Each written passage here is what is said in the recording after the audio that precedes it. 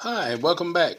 My World 67 with another uh, episode in the Southern Pacific, Marx Southern Pacific 6000. Uh, as you saw in the last episode, I put together a M6000, an M6000 out of junk, completely out of junk parts, out of my junk box, and put it together and it actually runs, and it runs great. This was it. But I had mentioned that I had also uh, ordered and would be getting another Southern Pacific 6000 shell off of eBay. Now, this shell, this is it. It came Friday. I've cleaned it up. No rust to speak of, inside, outside, except for on the frame in the trucks. I soaked them, uh, immediately took it apart, um, and actually it was partially already apart, as I thought it was a dummy, and I was going to originally use it behind the 6000 that I had built from scrap to pull it. And once I examined it, found out this was actually a lead engine and not a dummy. The difference, by the way, in those being back here, they have no slots because they have no rear truck, because that's where the engine mounts, the motor itself.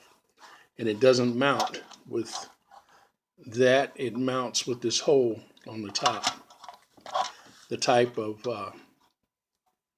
motor that it uses, similar to the one that's used in the 21 and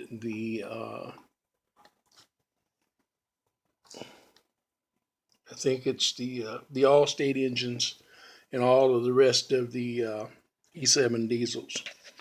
Okay, but this is it, and I want you to notice the color on this is a reddish orange. It's more red, and I understand that this is actually the one that's more sought after because of its color. But of course, I got it because of its condition and not being what it was supposed to be. I got a rear truck for it, front truck for it. Got it, looked at it, and I said, "Whoa, wait a minute! This truck won't work on this." So I got to thinking about it, and I said, "Why not take that old junk engine back apart and put everything, all the works in this one?" So that's what I've begun. Uh, got it cleaned up. Uh, this is the frame for it. I cleaned this frame up, repainted it. I didn't get under here because this is where the truck actually mounted. And you remember in the previous series, I told you that um, this truck had to be reversed. The frame had to be flipped. This is the way the frame was supposed to sit originally for the type of motor that Marx built it with. And now this is the way that it has to sit uh, in order for it to work with one of the steam locomotive engines. And so I had to flip the frame. I was trying to save the rivet on this, but was unable, so for temporarily, I put a screw in and mounted it. Works just as good. And until I can change it again. And I want to mention too, when you change these tabs back and forth, they break off. And after so many years, after all, guys, some of them are 70 years old. And those tabs break off, and there's nothing you can do about it except try to figure out how to put it back together. But anyway, this is the frame that goes to this. And I've taken the old 6000. Let me move that back out of the way for a moment and recap. This is the one I built out of junk parts.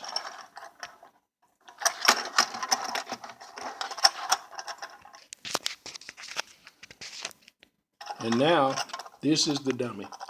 I took the rear truck that came with the other 6000 and mounted it on this. This was not a dummy shell either, and so I had to punch the slots in on this, and it's very easy to do. Punch the slots in. Marx already has it set up for the slots to be punched, and all you have to do is take a small chisel, or you can use a sharp screwdriver. Just be careful when you do it and don't bend up your train. Usually one good whack with the hammer, and that takes care of it. But anyway, now that first 6000 is now the dummy, and it has a truck, a rear trailing truck on it. I'm going to put a front trailing truck on it, and I'm in the process of getting the engine itself back up and going.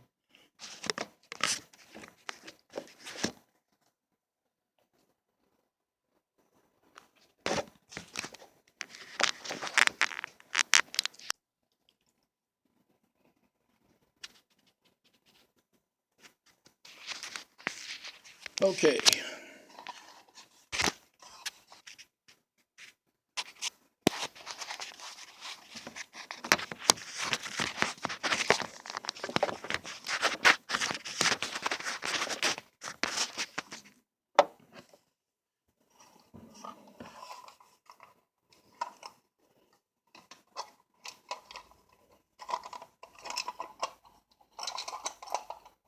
Get that light back in here.